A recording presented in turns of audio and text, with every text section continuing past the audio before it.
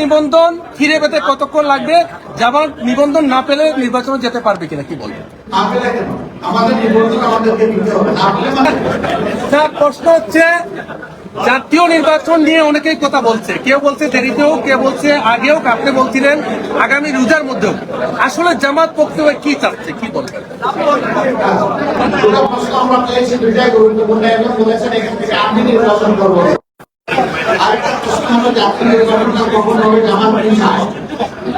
আমি নির্বাচন করবো কিনা আপনারা ঠিক করছেন, এ দায়িত্ব আপনাদেরকে আসলে দিয়ে গেলাম। জামাত কখন নির্বাচন চায়? প্রধান উপদেষ্টা বলেছেন যে এবছরের ডিসেম্বর থেকে আগামী বছরের নির্বাচন থেকে আমরা দেখতে চাই যে তিনি তার প্রধান করে ঠিক থাকবেন। আমরা দেখতে চাই না যে তিনি তার কথা বদলাবেন, এবং আমরা আস্থা রাখতে চাই যে আশা করি তিনি তার কথা বলে থাকবেন। এখন ৬ মাসের বেঞ্চের মধ্যে কখন সুবিধা হবে?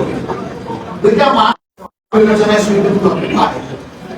যেহেতু কিছু সংস্কারের প্রশ্ন জড়িত রয়েছে, একটু সময় লাগবে।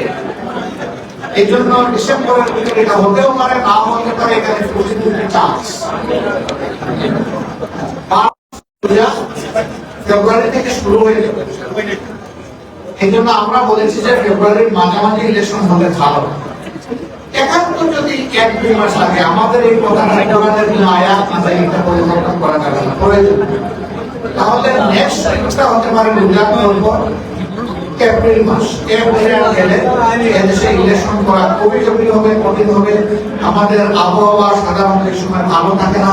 এই সময় কালবৈশাখীর আশঙ্কা থাকে, এই সময় ঝড় ঝাপটা, বৃষ্টি, বাদল, বন্যা অনেক কিছু থাকে। তখন জাতি তাদের নিজের সেফটির জন্য পেরেশান হয়ে যায়।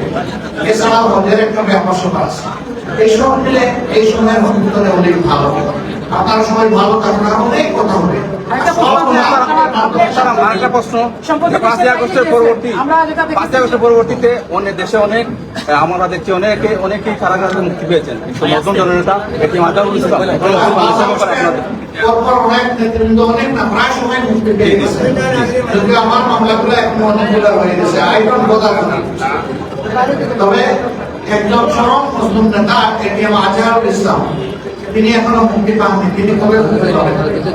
আগামী 6 তারিখ পূর্ণ বেঞ্চে সুপ্রিম কোর্টের তার শুনানি রয়েছে। আপনারা দোয়া করেন। আমরা মনে করি একদিনই যদি আন্তর্জাতিকতার সাথে শুনানি হয়, তাহলে এই মুসলিম পাবেন এবং সেদিনই মুক্তির রায় পেতে পারেন। স্যার, জামাতের নিবন্ধন ফিরে পেতে কতক্ষণ লাগবে? জামাত নিবন্ধন না পেলে নির্বাচনে যেতে পারবে কিনা কি বলবেন?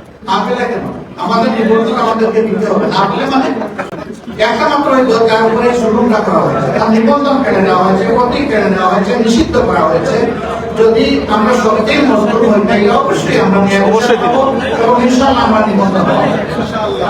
আরেকটা বিষয়, আপনি সম্প্রতি দেশের বাইরে সফরে গিয়েছেন এবং সর্বশেষ লন্ডনে বিএনপির চেয়ারপারসনের সাথে আপনার বসা হয়েছে। উনি আপনার কাছে কি প্রত্যাশা করেছেন আর আপনি ওনার কাছে কি চেয়েছেন? উনি যা চেয়েছেন আর আমি যা চেয়েছি সব আপনাদেরকে বলে ফেলে, সেদিন সবাইকে দাওয়াত দিয়ে হোটেল সেদিনে আমরা বলে দিয়েছি। এটাই আমাদের কথা, এর বাইরে আর কোনো কথা নাই। আল্লাহ হাফেজ। বাংলাদেশ জিন্দাবাদ। আসসালামু আলাইকুম।